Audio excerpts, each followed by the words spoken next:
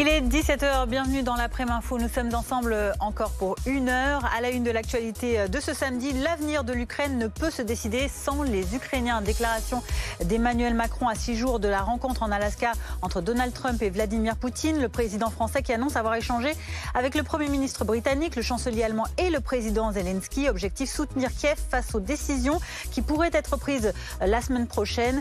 Une course contre la montre est lancée. Nous retrouverons Edgar Becquet à Brégançon, Laura Calmus à Londres, Jean-Didier Revoin à Moscou, Sarah Anderson à New York, ainsi que nos spécialistes en plateau. On vous parlera aussi de l'incendie qui ne sera pas fixé avant demain soir au mieux dans l'Aude, où 1400 pompiers restent mobilisés pour éviter toute reprise du feu qui a parcouru 16 000 hectares de végétation entre mardi et jeudi. Le feu est fixé, mais entre la tramontane et les grosses chaleurs, les conditions météo de ces prochaines heures inquiètent. On va en parler dans un instant. La canicule qui ne va pas arranger la situation. 28 départements du sud de la France sont aujourd'hui placés en vigilance orange. Ce sera 40 demain dans tout le sud de la France. Des températures qui dépasseront localement les 40 degrés. Nous irons à Montélimar, dans la Drôme, dans un instant. L'actualité cet après-midi qui nous emmènera aussi dans l'Essonne, où un jeune homme est décédé à Bièvre ce matin, victime d'une course-poursuite avec la police après un refus d'obtempérer. Un autre homme également mis en cause a quant à lui été interpellé et placé en garde à vue. On fera le point sur l'enquête dans un instant. Mais tout d'abord, à 6 jours de cette rencontre Trump-Poutine en Alaska pour définir les contours de ce que pourrait être la paix en Ukraine, les Européens s'organisent. Emmanuel Macron qui annonce avoir échangé par téléphone ce samedi avec le président ukrainien, le Premier ministre britannique et le chancelier allemand. Edgar Becquet, vous êtes notre envoyé spécial au fort de Brégançon, un lieu de villégiature du président français dans le Var. La coalition européenne souhaite réaffirmer ainsi son soutien à l'Ukraine. Oui, le chef de l'État qui vient d'échanger avec le président ukrainien Volodymyr Zelensky depuis le fort de Brégançon où se trouve le président de la République, et il l'affirme, l'avenir de l'Ukraine ne pourra pas se décider sans les Ukrainiens qui, je cite, se battent pour leur liberté et leur sécurité depuis 3 ans. Les Européens feront aussi partie de la solution, dit le chef de l'État. Il fait évidemment référence à cette rencontre qui va avoir lieu la semaine prochaine entre Donald Trump et Vladimir Poutine en Alaska pour engager des discussions autour de la fin de la guerre en Ukraine, des discussions que l'Ukraine ne voit pas d'un très bon œil. Volodymyr Zelensky qui disait ce matin, toute décision qui serait prise sans l'Ukraine serait une décision contre la paix, puisqu'on le rappelle, le président ukrainien ne fera pas partie de ces discussions la semaine prochaine en Alaska.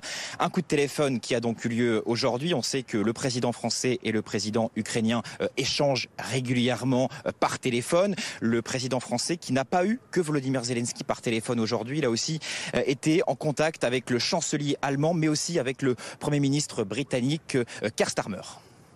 Edgar Becquet avec William Gay à Brégançon dans le Var. Après les annonces sur la rencontre Trump-Poutine, Volodymyr Zelensky a eu une conversation téléphonique avec le Premier ministre britannique aujourd'hui, il a demandé aux Européens de prendre des mesures claires et une approche commune avec le sommet. Laura Calmus, notre correspondante à Londres pour BFM TV. Après cet appel, le Royaume-Uni et les États-Unis ont annoncé la tenue d'une réunion des conseillers à la sécurité nationale européens et américains aujourd'hui. Dans quel but exactement ? Eh bien, en fait, l'idée, c'est de préparer le terrain avant cette rencontre Trump-Poutine. Alors, ce soir, à Chevening, c'est la résidence de campagne du ministre des Affaires étrangères, eh bien, il y aura David Lammy qui va rencontrer J.D. Vance, ainsi que d'autres personnes membres de la sécurité nationale, certains qui vont être sur place, d'autres en visioconférence. Alors, on le sait que J.D. Vance est en vacances actuellement au Royaume-Uni, et donc il a décidé que par cette occasion, il voulait rencontrer le ministre des Affaires étrangères britannique. Ils s'entendent très bien entre eux, et selon le Guardian, en fait, eh bien, c'est une réunion qui a été demandée par les États-Unis. Alors le but, comme on l'a dit, eh bien, c'est d'avancer sur le plan américain pour mettre fin à la guerre et voir comment les alliés peuvent aider. Pour Downing Street, c'est d'ailleurs une réunion cruciale pour progresser vers une paix juste et durable. Alors ce matin, comme vous l'avez dit, Keir Starmer s'est entretenu par téléphone avec Volodymyr Zelensky, et Keir Starmer qui a rappelé son soutien indéfectible à l'Ukraine. Merci Laura Calmus en direct de Londres pour BFM TV. On en parle avec nos invités. Bonjour Caroline Tominet Didier, vous êtes présidente de l'ONG Dog for Ukraine, également analyste géopolitique et consultante à l'Institut de prospective et de sécurité en Europe.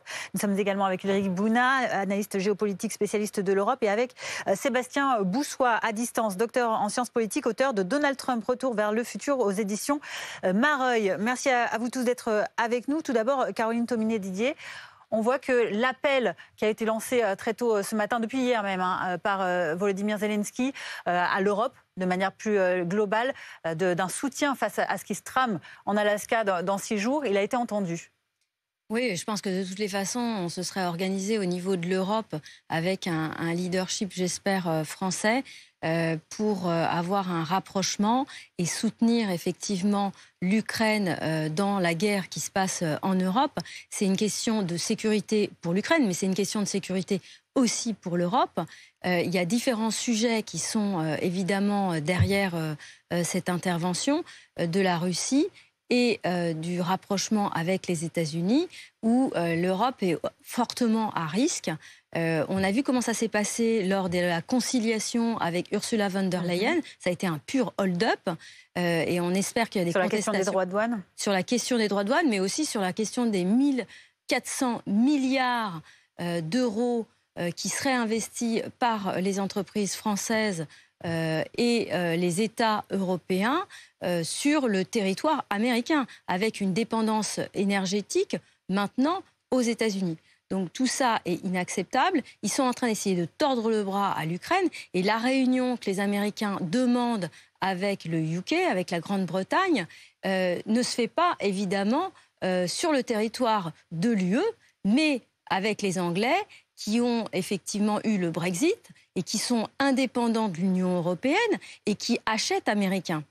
Il y a eu un rapprochement entre la France et l'Angleterre, enfin un rapprochement franco-britannique récemment sur le sujet de la défense qui a fortement déplu aux Américains.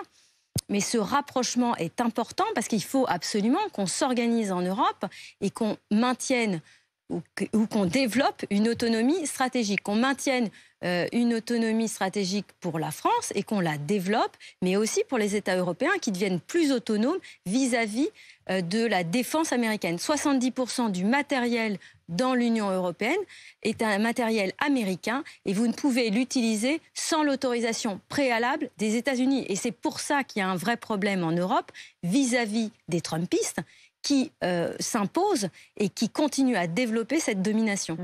On va aller à Moscou, retrouver notre correspondant Jean-Didier Revoin avant donc cette rencontre prévue vendredi prochain entre les États-Unis et la Russie, entre Donald Trump et Vladimir Poutine. Le Kremlin trouve assez logique le choix de l'Alaska. Il a même déjà invité Donald Trump à venir visiter la Russie après le sommet. Ce sont des signaux plutôt positifs envoyés par Moscou ?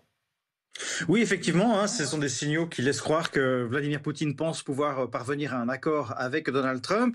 Alors, vous mentionniez tout à l'heure les appels téléphonique de Zelensky aux différents dirigeants européens. Il faut savoir que hier, Vladimir Poutine s'est pour sa part entretenu et avec le président biélorusse Alexandre Loukachenko et avec le premier ministre indien Narendra Modi et surtout avec le président chinois Xi Jinping. Force est donc de constater que les solutions qui sont prônées par la Chine ou l'Inde seront également prises en compte lors de la rencontre de la semaine prochaine en Alaska, où il sera bien évidemment question d'essayer de redéfinir une architecture de sécurité par des accords qui dépasse le simple cadre de la crise ukrainienne pour faire en sorte qu'on puisse négocier un traité de paix qui s'intègre dans une nouvelle architecture de sécurité européenne et mondiale. C'est le souhait de Vladimir Poutine qui l'a répété depuis le début du conflit en 2022 et force est de constater qu'il est possible, en tout cas que Moscou pense que les avancées sont possibles en la matière. Merci Jean-Didier Revoin en direct de Moscou pour BFM TV. Ulrich Bouna, quel traité de paix peut ressortir de cette rencontre annoncée vendredi prochain lorsqu'on voit la position de l'Ukraine qui est exclue de ce deal, mais aujourd'hui qui est prise en main. On le voit, il y a une grosse mobilisation du côté de l'Europe pour justement essayer de parer à cela d'ici ces 6 prochains jours. Alors effectivement, il y a une mobilisation des Européens et des Ukrainiens pour essayer de peser un petit peu sur les Américains, essayer de tracer en quelque sorte un cadre général à la discussion entre Donald Trump et Vladimir Poutine pour éviter effectivement qu'un deal soit conclu vraiment beaucoup trop au détriment de l'Ukraine. En revanche, je ne suis pas vraiment certain quand bien même il y aurait un deal entre les Américains et les Russes. Je pense que Donald Trump ne recherche pas vraiment un traité de paix. Donald Trump recherche éventuellement un cessez-le-feu. Enfin, il veut pouvoir dire la guerre s'est arrêtée, c'est grâce à moi et je passe à autre chose. Et donc dans ce cadre-là, effectivement, il est beaucoup plus simple de proposer un cessez-le-feu bancal qui effectivement sera peut-être violé au bout de quelques jours ou de quelques semaines. Et il en blâmera sans doute après, derrière, peut-être probablement les Ukrainiens. Mais il n'y aura pas vraiment de traité de paix en tant que tel. Sur le fond, on le voit bien, Vladimir Poutine n'a absolument pas dévié de ses objectifs de guerre initiaux. Et pour le coup, si jamais un deal, on va dire, est fait vraiment sur cette base-là, ce sera non seulement inacceptable pour les Ukrainiens, mais ce sera aussi inacceptable pour les Européens. C'est quand même de l'architecture de sécurité en Europe dont il s'agit. Et donc effectivement, c'est la raison pour laquelle tous les Européens sont réunis, effectivement, se réunissent et discutent actuellement avec J.D. Vance. Juste un aparté par rapport à ça, le fait que ce soit J.D. Vance qui vienne en Europe et pas quelqu'un d'autre, c'est quand même pas très bon signe. Parce que c'est quand même un personnage qui est, pour le coup, très anti-européen et très anti-ukrainien.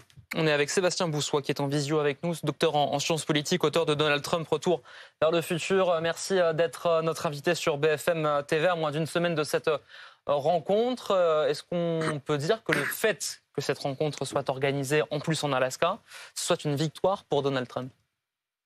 Écoutez, à ce stade-là, en tout cas, ce qui est clair, c'est qu'il a décidé et il est parvenu à organiser une réunion entre chefs. Je rappelle qu'il y a encore quelques semaines, c'était loin d'être gagné, si tant est que cette réunion, encore une fois, est un intérêt pour le processus de paix, ou en tout cas pour, à tout le moins, comme l'a dit Ulrich Bouna, à tout le moins un cessez-le-feu. Je ne dirais pas à ce stade-là que c'est une victoire, mais en tout cas, ce qui est clair, c'est que Donald Trump enchaîne ce qu'il considère comme des succès diplomatiques. Il met la main à la pâte, si je puis dire, et il sort quelque part grandi et vainqueur d'accords qui sont probablement, effectivement, comme ça a été dit avant, relativement bancaux. Mais le problème, c'est qu'il n'y a pas d'autre solution à ce stade-là. Aujourd'hui, on fait le choix, en tout cas, on fait surtout le non-choix, de ne plus passer par le multilatéralisme, de ne plus passer par les Nations Unies. On ne parvient pas à résoudre un seul conflit. La situation, évidemment, est extrêmement compliquée sur l'ensemble des zones de conflit que l'on a actuellement, que ce soit Gaza, que ce soit le Soudan, que ce soit l'Ukraine et la Russie. Et donc, ce sont des hommes qui tentent de relancer des négociations, qu'on les aime ou qu'on les aime pas, que ce soit nos ennemis ou pas. Et il est probablement clair que les accords qui en sortiront seront évidemment extrêmement fragiles. Mais encore une fois, quelle autre alternative a-t-on aujourd'hui? L'Europe se met en marche. Ça fait longtemps qu'elle essaye de se mettre en marche. Elle réagit évidemment à la réunion qui va être organisée en excluant l'Ukraine, ce qui est en soi évidemment un problème, mais probablement encore l'Europe sera marginalisée parce qu'elle n'a pas le poids diplomatique politique suffisant. Merci Sébastien Boussois, et on va justement prendre vous donner plus de détails sur cette rencontre qui aura lieu la semaine prochaine, vendredi. Peu de précisions à ce stade sur le lieu exact en Alaska, ni sur le contenu exact de cet échange. Le président américain a simplement dit qu'il y aurait un éventuel échange de territoire entre la Russie et l'Ukraine, des discussions donc de paix sur l'Ukraine mais sans l'Ukraine. Reportage de Mathilde Couvillers-Flournoy. Toute décision qui serait prise sans l'Ukraine serait une décision contre la paix. C'est ce qu'a affirmé Volodymyr Zelensky sur ses réseaux sociaux après avoir appris que l'Ukraine ne serait pas conviée à la table des négociations. Donald Trump recevra Vladimir Poutine en Alaska pour tenter de mettre fin au conflit russo-ukrainien. Et un règlement de la guerre comprendra, selon lui, des concessions territoriales. Nous cherchons à récupérer certaines parties et à en échanger d'autres. Il y aura des échanges de territoires dans l'intérêt des deux parties, mais nous en discuterons plus tard. Des territoires qui se trouvent dans les zones ukrainiennes actuellement occupées par la Russie. Mais pour Kiev, pas question de céder la moindre parcelle de terre. La question territoriale ukrainienne est déjà inscrite dans la constitution de l'Ukraine et personne ne reculera ni ne pourra reculer sur ce point. Les Ukrainiens ne céderont pas leurs terres à l'occupant. Des positions entre Moscou et Kiev irréconciliables.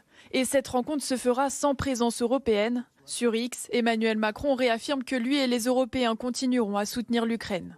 L'avenir de l'Ukraine ne peut se décider sans les Ukrainiens. Les Européens seront aussi nécessairement partis à la solution, car il en va de leur sécurité. Je continuerai de me coordonner étroitement avec le président Zelensky et avec nos partenaires européens. Le 15 août prochain, ce sera la première fois depuis près de 10 ans que le président russe se rendra sur le territoire américain. Caroline Tominé, Didier est toujours avec nous en plateau. Est-ce qu'aujourd'hui on peut croire plus que jamais à un cessez-le-feu dans ce conflit ? Alors on parle de cessez-le-feu aérien. Jusqu'à maintenant, Moscou ne souhaitait pas ni de cessez-le-feu, ni évidemment un accord de paix. Ils veulent engloutir l'Ukraine dans un premier temps.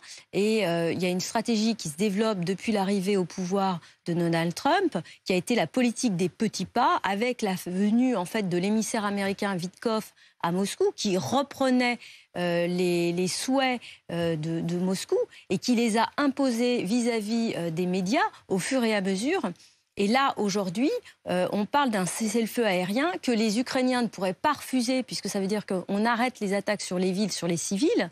Mais à côté de ça, ça veut dire en contrepartie, on arrête les attaques dans la profondeur en Russie, qui est le seul avantage pour les Ukrainiens, sachant que le front est compliqué et difficile, et très difficile pour les Russes d'avancer, parce qu'il y a des mines, parce qu'il y a des drones qui font qu'à 20-30 km, on ne peut pas avancer le matériel. Donc ils grignotent du terrain et c'est très long.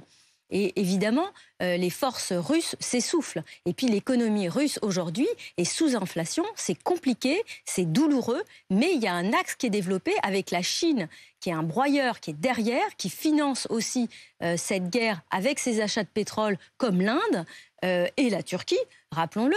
Et donc l'axe chinois, Russie, Corée du Nord, Iran est dangereux aussi pour l'Europe. C'est un raisonnement à court terme de Trump qui est du côté des Russes depuis son arrivée, mais parce qu'il a des intérêts financiers avec du financement russe dans ses sociétés familiales. Et côté Trump, c'est un raisonnement à court terme. Pourquoi ? Parce que la Chine veut dominer le monde économiquement, financièrement et au niveau de la défense. Merci. Et elle, à un moment, étouffera le géant américain. C'est ce qui concerne tout ce qui pourrait être donc discuté lors de cette rencontre sur le fond. Sur la forme, à présent, il y a également ce cadre donc, qui a été défini comme étant celui de l'État américain de l'Alaska. Sarah Anderson, vous êtes notre correspondante aux États-Unis, à New York. L'Alaska qui n'a pas été choisi par hasard pour cette rencontre. Alors la Maison-Blanche n'a pas expliqué pourquoi Donald Trump avait choisi l'Alaska, mais c'est un choix logique selon l'entourage de Vladimir Poutine, car l'Alaska est l'État américain le plus proche de la Russie. Il est donc facile pour les officiels russes de s'y rendre. L'Alaska est séparé de la Russie uniquement par le détroit de Bering. On a perdu Sarah Anderson, correspondante à BFM TV à New York. On va essayer de la retrouver un petit peu plus tard. On va essayer de rejoindre le général Pellistrandi si il est avec nous, consultant défense pour BFM TV. On parlait de l'Alaska comme un choix qui n'a rien à voir avec le hasard. C'est un choix fort, symbolique.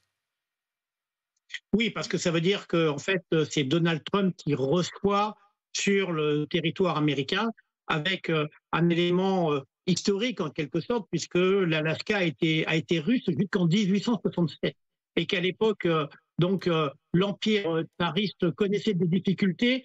Puis, là encore, c'est un clin d'œil de l'histoire à la guerre de Crimée, quelques années auparavant. Et donc, Moscou avait vendu l'Alaska aux Américains et les Américains s'en réjouissent. Donc, un symbole fort. Il y a aussi un autre aspect technique qui n'est pas à négliger, c'est que Poutine est sous le mandat d'un arrêt de la Cour pénale internationale et que là, il n'a pas besoin de transiter par des pays qui pourraient en quelque sorte l'obliger à atterrir, puisque donc il bénéficiera en fait d'un vol direct de la Russie vers le territoire américain. Donc beaucoup de symboles derrière cette rencontre en Alaska. Merci beaucoup, Général Jérôme Pellistrandi, consultant défense BFM TV, pour nous avoir apporté aussi votre éclairage. Merci à tous nos invités également de nous avoir accordé du temps cet après-midi sur cette actualité. Donc, on vous le résume, la coalition européenne qui s'organise avant donc cette rencontre en Alaska de Donald Trump et de Vladimir Poutine, vendredi prochain, sur le sort de l'Ukraine. Dans l'actualité également, à 17h18 sur BFM TV, en France, les suites de l'incendie de végétation dans l'Aude, plus de 16 000 hectares qui ont été parcourus entre mardi et jeudi. Le feu est déclaré fixé depuis jeudi soir, il ne progresse plus. Mais Célia Vallée, vous êtes notre envoyée spéciale à Talleyrand, dans le département. Les pompiers ont annoncé qu'ils ne seraient pas maîtrisé ce feu avant au moins dimanche soir. Qu'est-ce que ça signifie exactement ? C'est surtout la météo, en fait, la raison. Dites-vous que demain, ce qui préoccupe les pompiers, c'est la levée de la tramontane. Le vent va souffler jusqu'à 45 km/h. Vous ajoutez à ça la chaleur, c'est-à-dire 39 degrés, et le taux d'humidité qui est très bas. Eh bien, on se retrouve avec les mêmes conditions météorologiques que le premier jour où l'incendie s'est déclaré, c'était mardi dernier. Et donc, voilà pourquoi les pompiers disent que le feu ne sera pas maîtrisé avant demain. Aujourd'hui, c'est une journée de transition thermique. Ça veut dire qu'il y a moins de vent, et donc les pompiers en profitent pour changer le dispositif. Il va y avoir demain des pompiers qui seront positionnés de manière plus importante sur des zones plus élargies. Voilà pourquoi demain ce sera une journée très importante pour ces pompiers. La canicule, elle continue la semaine prochaine. Il va faire encore très chaud et là les pompiers elles rentrent dans un temps qui est long, un temps de veille, un temps de surveillance notamment sur les 90 km de lisières. Ces lisières qui peuvent se réactiver à tout moment. C'est pour ça qu'on parle de feu qui est fixé et pas maîtrisé, et on pourra parler d'un feu maîtrisé peut-être dans les prochains jours ou dans les prochaines semaines. Ce qu'on voulait vous montrer avec Pierre-Louis Crétin, c'est les pompiers qui sont juste derrière. C'est la relève qui arrive aujourd'hui. Des pompiers qui sont là depuis mardi vont rentrer en Vendée principalement. Et la relève vient d'arriver donc aujourd'hui pour les jours à venir. Célia Vallée avec Pierre-Louis Crétin à Talleyrand pour BFM TV. On va aller rejoindre Loïc Rivière du service météo de BFM TV pour justement parler de la canicule qu'évoquait Célia à l'instant dans l'Aude. Cette canicule, elle concerne 28 départements aujourd'hui, mais ça va être toute la moitié sud qui sera concernée demain. On ajoute de jour en jour des départements supplémentaires. 28 effectivement pour l'instant, mais 42 demain. On vous parlait de 40 départements jusqu'ici. On vient d'ajouter la Saône-et-Loire, le Jura en vigilance orange. C'est une bonne moitié sud qui est concernée clairement. En réalité, la chaleur remonte du Maghreb, d'Espagne, dans le sillage de l'anticyclone, mais surtout dans le sillage de Dexter. C'est une ex-tempête tropicale qui s'enroule au large en ce moment. Elle a perdu en intensité, mais en réalité, elle joue le rôle de pompe à chaleur. C'est elle qui fait remonter cette chaleur extrême. Pour cet après-midi, vous voyez, on a atteint les 40 degrés comme prévu, notamment en direction de la vallée du Rhône. Vous voyez le pic de chaleur de cet après-midi, température relevée il y a quelques minutes à 17h.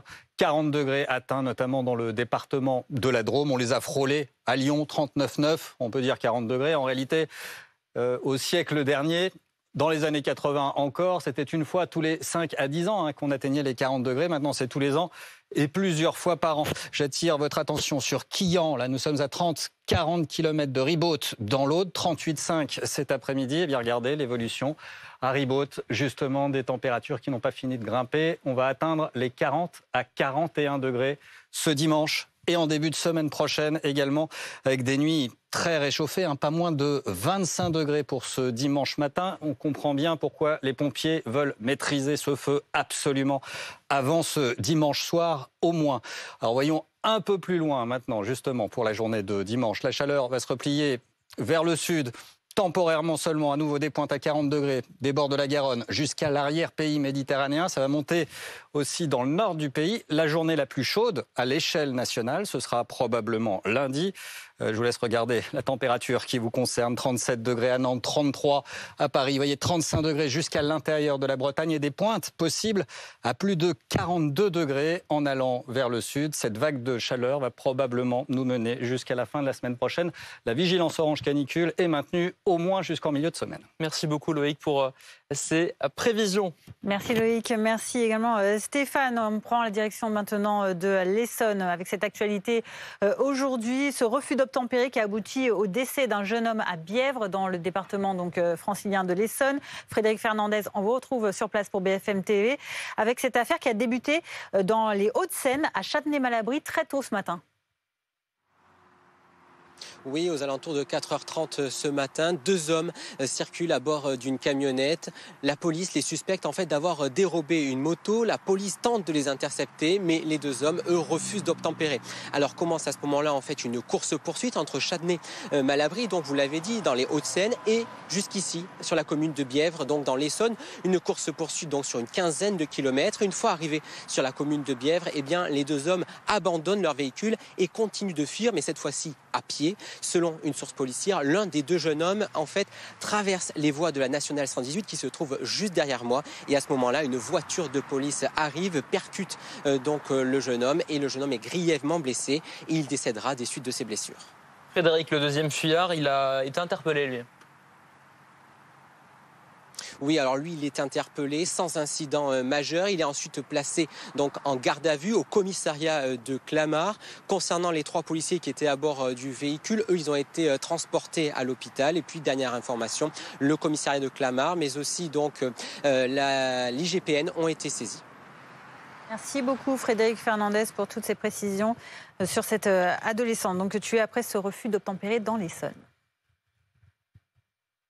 L'infotrafic avec la nouvelle appli Coyote pour éviter les amendes et rouler à la bonne vitesse. Coyote, faire la route ensemble.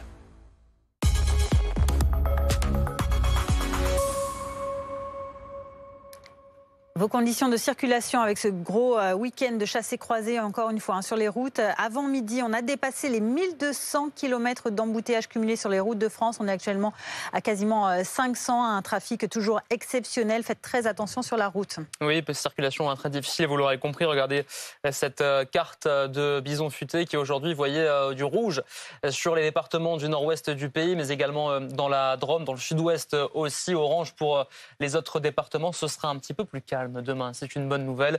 Quelques points de tension, toutefois, toujours observés dans le sud-est du pays, surtout le pourtour méditerranéen. Au Bison Futé, voie du orange, idem dans le quart sud-ouest. C'était l'infotrafic avec la nouvelle appli Coyote pour éviter les amendes et rouler à la bonne vitesse. Coyote, faire la route ensemble. Restez avec nous dans un instant, nous reviendrons sur cette actualité internationale, sur la paix attendue pour l'Ukraine. Est-ce que ça se jouera entre Donald Trump et Vladimir Poutine qui se rencontrent vendredi prochain en Alaska? Est-ce que ça se jouera également avec les alliés européens que Volodymyr Zelensky a appelé à l'aide puisqu'il n'est pas convié à ce deal qui se nouera donc la semaine prochaine? Décryptage de toute cette actualité, de tous les enjeux dans un instant à 17h30. À tout de suite. Ne perdez pas votre surplus d'énergie. La météo avec Fleuron Industrie, installateur de batteries de stockage pour centrales photovoltaïques. La météo avec TGV Inouï. Il ne fait pas beau chez vous? Le soleil vous attend dans l'une de nos 200 destinations en France et aussi en Europe. Regardez la météo avec RentreDiscount.com. Yes! RentreDiscount.com, numéro 1 français des fournitures scolaires en ligne. Partir un jour. Cet été, partez l'esprit léger. Regardez la météo avec ImaProtect. Alarme et télésurveillance.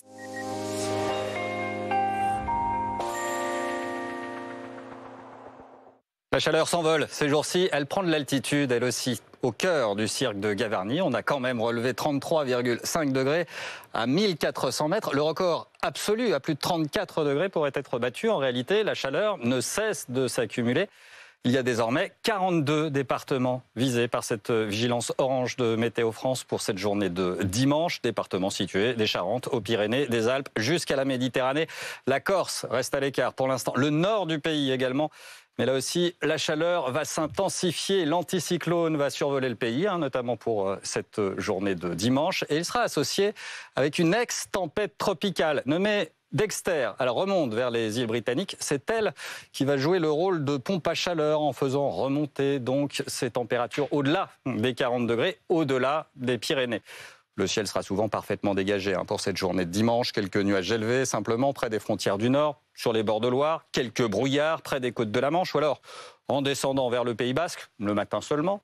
Ces brouillards vont s'éclipser dans l'après-midi. C'est un soleil de plomb qui va s'imposer. On aura quelques coups de tonnerre à nouveau sur les Pyrénées et cette tramontane jusqu'à 40-50 km/h en direction du département de l'Aude notamment. On aura déjà 27 degrés au petit matin à Perpignan.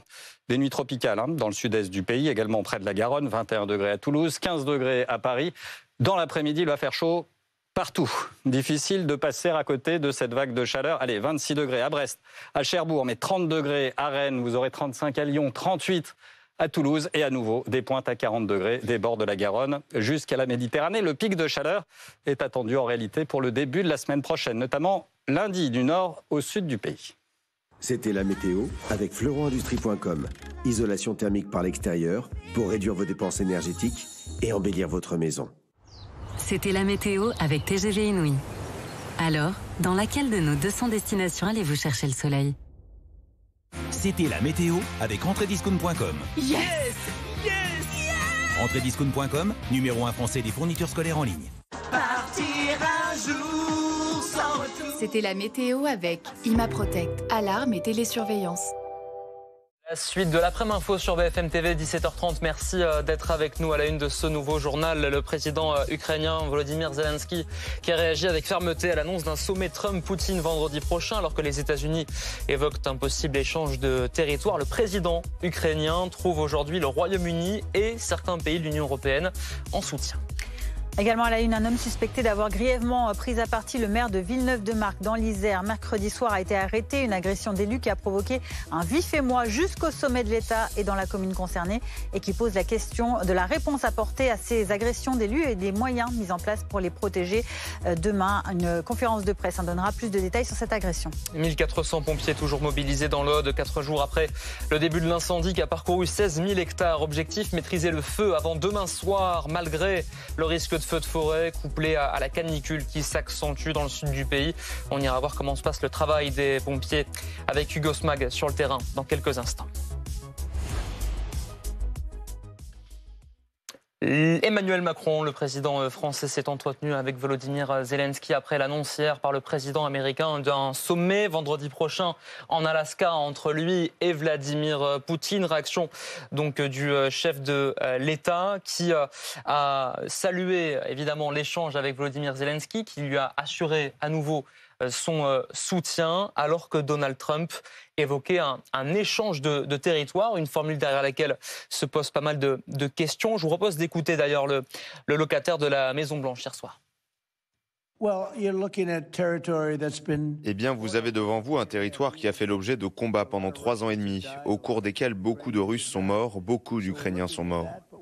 Nous examinons donc la situation, mais nous cherchons en fait à récupérer certaines parties et à en échanger d'autres. C'est compliqué, ce n'est vraiment pas facile, c'est très compliqué.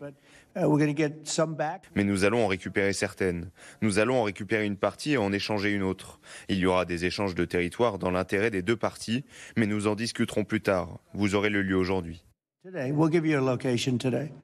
On parle de tout cela avec nos invités. Ulrich Bouna est toujours avec nous, analyste géopolitique, spécialiste de l'Europe. Caroline Tominé-Didier également, présidente de l'ONG Doc for Ukraine, analyste géopolitique, consultante à l'Institut Prospective et Sécurité en Europe.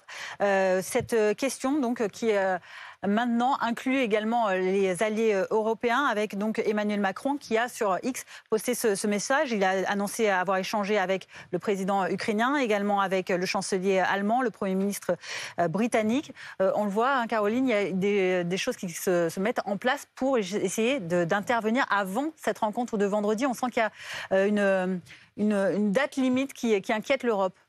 Ouais, l'Europe est en train de faire barrage, on espère en tous les cas, parce que c'est la sécurité aussi de l'Europe qui est en jeu. On sait que cette guerre, même s'il y a un cessez-le-feu, ça sera temporaire. Et si jamais il y avait un accord de paix qui était fait contre la volonté de l'Ukraine, en tordant le bras à l'Ukraine, à ce moment-là, ça sera un arrêt des combats précaires, en fait, avec l'armement qui continue à s'organiser côté russe, chinois, avec le soutien de la Corée du Nord. Et l'Europe est obligatoirement concernée par cette guerre en Ukraine et par un éventuel cessez-le-feu. Il parle d'un cessez-le-feu sur la partie aérienne, et on en a parlé un petit peu avant. Le danger pour l'Ukraine, évidemment, c'est d'arrêter les combats sur les cibles militaires en Russie, dans la profondeur, qui est un avantage pour l'Ukraine, en stoppant l'approvisionnement militaire, mais aussi énergétique, et les drones qui se développent en Russie.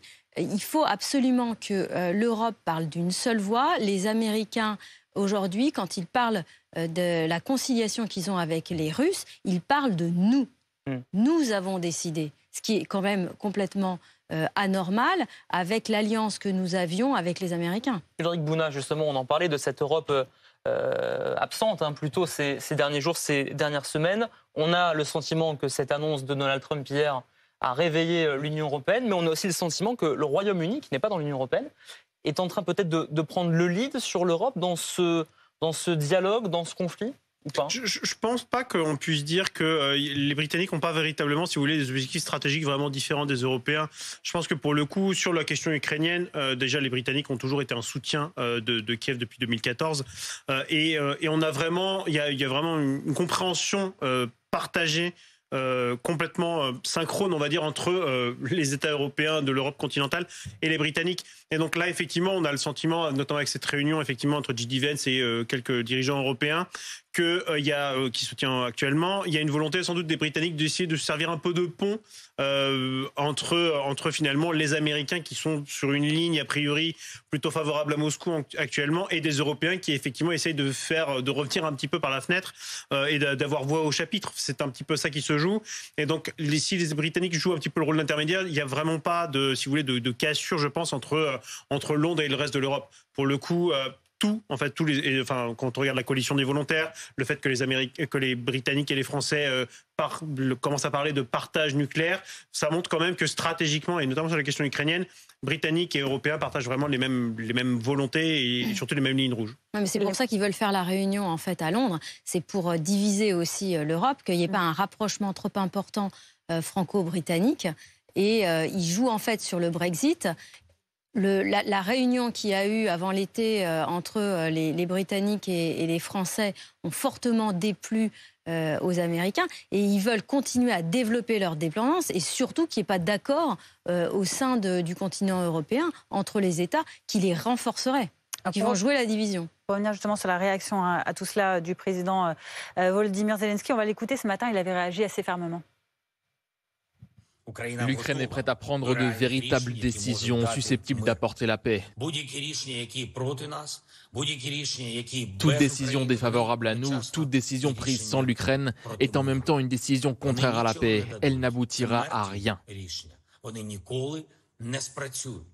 Et on retrouve notre correspondant Guillaume Tac en direct de Kiev en Ukraine. Le président Volodymyr Zelensky, on l'a entendu, qui disait que toute décision prise sans l'Ukraine, c'est-à-dire vendredi entre les États-Unis et la Russie, typiquement, n'aboutirait certainement pas à la paix. Oui, effectivement, c'était une réaction, somme toute, assez prévisible de la part du président ukrainien, qui avait toujours insisté pour que l'Ukraine soit impliquée dans les négociations de paix et dans le processus de paix et que aucune décision ne soit prise à son insu. Donc oui, effectivement, une réaction assez ferme du président ukrainien qui a à la fois martelé que l'Ukraine ne donnerait pas ses terres à l'occupant russe et a également rappelé que l'intégrité territoriale du pays est protégée par la Constitution et ne peut pas faire l'objet de compromis. Par conséquent, Volodymyr Zelensky a averti que toute décision devait être prise en concertation avec l'Ukraine avant toute chose et en parallèle a intensifié ses échanges diplomatiques avec plusieurs dirigeants européens, dont le président français Emmanuel Macron, dont le Premier ministre britannique Keir Starmer. Donc reste à voir ce à quoi vont aboutir ces conversations. Ce qui est sûr, c'est que l'Ukraine n'entend pas se laisser potentiellement trahir par Washington et ne laissera personne négocier ensemble. Merci beaucoup Guillaume, ta correspondant BFM TV à Kiev. On a d'un côté le Royaume-Uni, certains pays de l'Union européenne dont la France, on a les États-Unis, on a la Russie. La notion de Nations Unies, les Nations Unies, là-dedans, on a l'impression qu'elle s'efface au regard justement de ces pays de manière individuelle, qui interviennent de manière individuelle. Alors effectivement, les Nations Unies, en fait, sur le sujet ukrainien, ont toujours été plus ou moins bloquées parce que, en fait, on a au sein du Conseil de sécurité des pays qui sont complètement divergents. On a la Russie qui effectivement peut bloquer toute résolution qui lui serait défavorable, et d'un autre côté, les autres États, et notamment les États européens et occidentaux et américains jusqu'à en tout cas 2020. eux pouvaient bloquer effectivement des résolutions potentiellement poussées par les Chinois et les Russes. Mais plus globalement, en fait, au-delà des Nations Unies, ce que ça montre, en fait, cette guerre en Ukraine, et c'est aussi ça le risque, en fait, si jamais il y avait un accord qui se faisait un petit peu sur le dos des Européens et des Ukrainiens, c'est que le droit international, grosso modo, est moribond, voire même complètement mort. Si vous avez, et c'est la vision très clairement de Vladimir Poutine, de Xi Jinping, mais aussi de Donald Trump, si les grands États peuvent décider demain de redéfinir les frontières militairement, peuvent décider d'annexer qui le Groenland, qui le Donbass, simplement parce que ce sont les plus forts et que les autres n'ont pas leur mot à dire. Le nous, effectivement, néocolonial, néo-impérial utilisé par Donald Trump, nous allons faire des changements frontaliers. En fait, il est très clair que dans cette configuration-là, on est vraiment revenu sur l'ère un petit peu des empires du 19e siècle où effectivement les petits États et du coup le droit international n'ont plus le droit de citer, et c'est ça aussi qui se joue en Ukraine.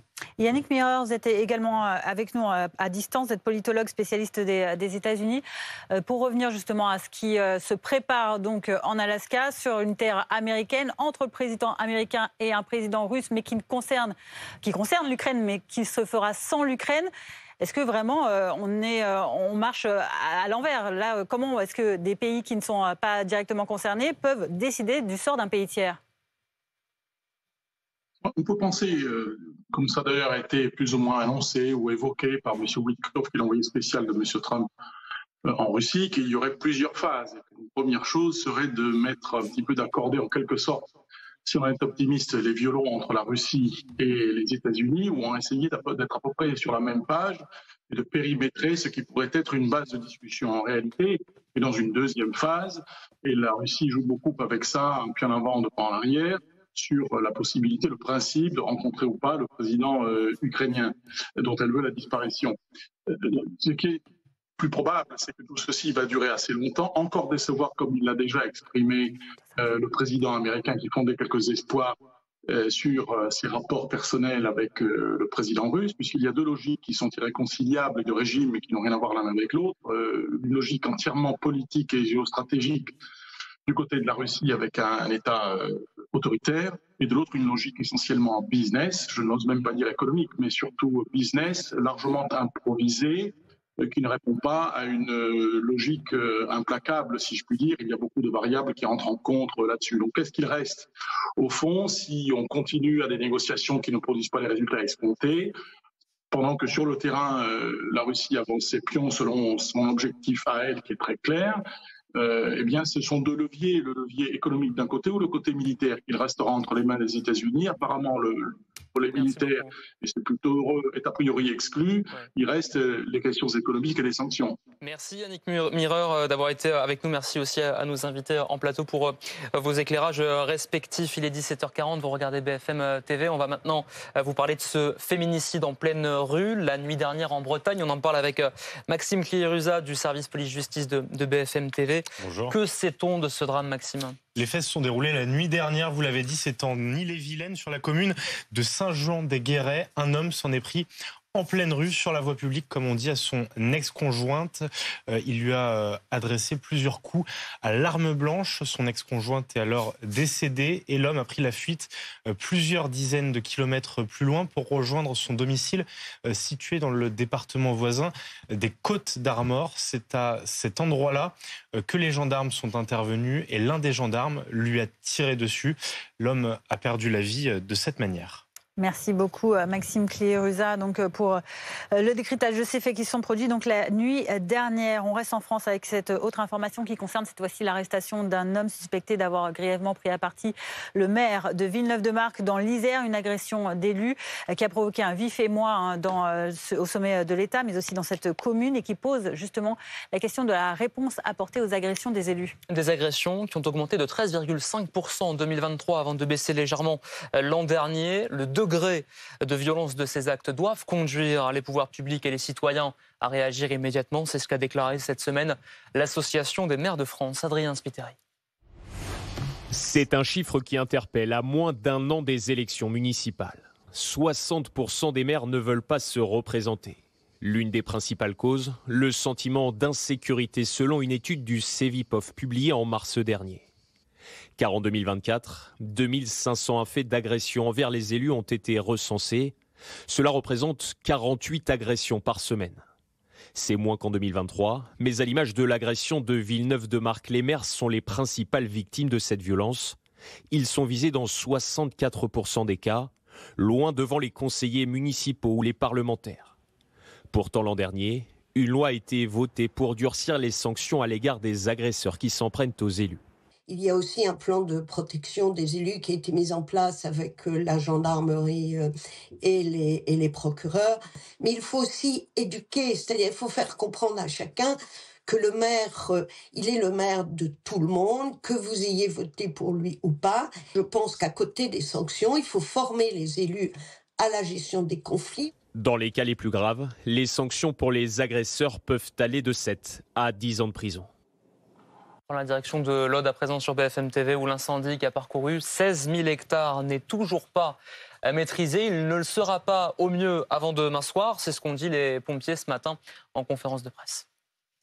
Compte tenu que le feu ne progresse plus et effectivement est fixé, mais il n'est pas maîtrisé, c'est bien là justement tout l'enjeu des prochains jours. On sait que la journée de demain va être une journée difficile parce que les conditions météo sont réunies. Compte tenu de l'étendue de ce sinistre, je ne pense pas que dans tous les cas, avant dimanche soir, on puisse avoir une situation qui évolue sur le plan de la maîtrise. Vous voyez. Loïc Rivière, on vous retrouve, vous êtes notre spécialiste, journaliste météo-climat. Si les pompiers disent pas avant demain soir, c'est parce que la journée de demain elle va être particulièrement compliquée. La fenêtre de tir est très courte en fait. On vous le disait déjà hier, effectivement la fenêtre d'intervention est très resserrée. Alors le vent a fini par tourner comme prévu. C'est un vent de terre qui souffle désormais en direction du département de l'Aude, retour de la tramontane finalement comme aux premières heures de cet incendie. Ce vent est d'autant plus sec, d'autant plus réchauffé, puisque les températures sont en train d'augmenter sensiblement. On a relevé 37 degrés, notamment du côté de Lézignan-Corbière cet après-midi. Pour l'instant, les rafales filent à 25, 30 km/h. Elles vont se renforcer pour cette journée de dimanche. Là, on pourrait atteindre des rafales à 50, voire 60 km/h. C'est évidemment inquiétant. Voyez la carte du risque d'incendie pour cette journée de dimanche. On va rajouter des départements dans le centre-ouest du pays. La Vendée, les Deux-Sèvres, la Vienne, les Deux-Charentes. Et nous allons passer en vigilance rouge en ce qui concerne le Vaucluse. Toujours cette vigilance orange pour le département de l'Aude. Je vous propose de nous arrêter à Ribotte pour voir l'évolution des températures. C'est bel et bien très inquiétant. Plus de 40 degrés pour ce dimanche, 41 lundi. Très forte chaleur probablement pour une bonne partie de la semaine prochaine. Et même la nuit, les températures vont rester élevées. Donc vigilance orange. Canicule et risque d'incendie très élevé, au moins jusqu'en milieu de semaine prochaine, voire jusqu'à vendredi prochain. Merci beaucoup Loïc Rivière. On va aller justement dans l'Aude rejoindre Hugo Smag qui est à Lézignan pour BFM TV. Plus d'1 millier de pompiers sont toujours sur le terrain dans l'Aude pour justement tenter de maîtriser cet incendie avant la journée de demain qui s'annonce à risque. Concrètement Hugo, comment ça se passe sur le terrain? En quoi consiste là le travail des pompiers? Eh bien, c'est un véritable travail de fourmi désormais que les pompiers effectuent ici dans l'Aude, puisque leur objectif, il est simple, c'est le noyage de cet incendie. Et donc, pour noyer un incendie, il faut se rendre sur chaque lieu qui a déjà été brûlé pour vérifier qu'il n'y a pas de fumerolles. Vous savez, les fumerolles, c'est ces petites braises, parfois recouvertes de cendres, qui se remettent à fumer et qui peuvent relancer un incendie s'il y a un changement climatique, comme par exemple le vent qui tourne ou simplement le vent qui se lève. Alors là, l'objectif des pompiers sur le terrain, vous l'avez dit, ils sont environ 1 millier, c'est 15 colonnes de 70 pompiers qui sont encore en place, c'est moitié moins que ce qu'on a pu connaître au plus fort de cet incendie. Eh bien, leur objectif désormais, c'est d'aller partout sur le terrain et d'aller noyer chacune de ces souches, par exemple, d'arbres qui a brûlé, de la noyer en profondeur parce que ça peut continuer de brûler parfois pendant plusieurs heures, plusieurs jours et reprendre feu plusieurs jours après. Donc ça, c'est très, très, très important pour eux. Et puis, ils ont continué à se poster à des endroits stratégiques. On l'a dit, 16 000 hectares parcourus. Cela ne veut pas dire que les 16 000 hectares ont été brûlés. Il y a donc des zones vertes. Parmi celles-ci qu'il faut protéger, il y a également des villages. Et encore aujourd'hui, 3 villages sont sans réseau. Et donc, à ces endroits-là, le dispositif a été renforcé avec plus de pompiers pour passer l'alerte plus rapidement. Si jamais il devait y avoir une reprise, vous l'avez dit, demain est une journée décisive puisque les conditions climatiques seront extrêmement défavorables pour les pompiers avec une sécheresse toujours présente, des températures très élevées et un vent qui devrait se lever vers 50-60 km/h dès le matin. Et donc ce sera une journée très importante demain pour les pompiers. Vigilance maximale donc à Lézignan et dans tout le département de l'Aude. Merci Hugo Smag avec Jérémy Paolioni pour les images. Les feux qui ravagent également d'autres pays européens. C'est le cas notamment de la Grèce où un incendie s'est déclenché ces dernières heures. Plusieurs habitations du sud-est d'Athènes ont été touchées. 200 pompiers sont encore mobilisés. Adrien Spiteri. Tuyau à la main, ces pompiers grecs tentent d'éteindre les flammes. Mais le puissant brasier continue d'avancer. Attisé par les vents, le feu a progressé de jour comme de nuit. De nombreux hectares ont brûlé. Et certaines maisons comme celle de ce couple ont été touchées. Les habitants de Palaya Focaia ne peuvent que constater les dégâts. Je ne sais même pas quoi dire, je suis complètement désemparé. Nous vivons dans la peur, dans une situation désespérée et ce n'est pas seulement moi, c'est toute la communauté. Hier après-midi déjà, à Keratea, à 50 km au sud d'Athènes, certains riverains se sont organisés pour sauver leurs habitations. À l'image de cet homme avec un tuyau d'arrosage ou de celui-ci avec une branche d'arbre. Les rafales étaient si fortes qu'elles nous repoussaient. L'eau n'arrivait même pas à atteindre le feu, le vent l'en empêchait. Ici, les efforts d'Eleftheria et de ses proches n'ont pas suffi. Ils ont dû évacuer en urgence. Les pompiers étaient en train d'accomplir l'impossible. Mais d'un coup, il y a eu une grosse bourrasque. Elle a ravivé le feu et l'a fait se tourner vers nous jusqu'ici. Et voilà le résultat. J'ai grandi ici, c'est ma maison. J'avais quitté Athènes récemment pour passer le restant de mes jours ici à la campagne. Mais ça va aller, on va s'en sortir. Mais après plusieurs heures de travail acharné, au sol et dans les airs, les 200 soldats du feu mobilisés sont parvenus à stopper l'avancée de l'incendie dans certains secteurs. Retour en France avec le risque incendie dont on parlait tout à l'heure, mais aussi la canicule. 28 départements de la moitié sud du pays sont en vigilance orange aujourd'hui.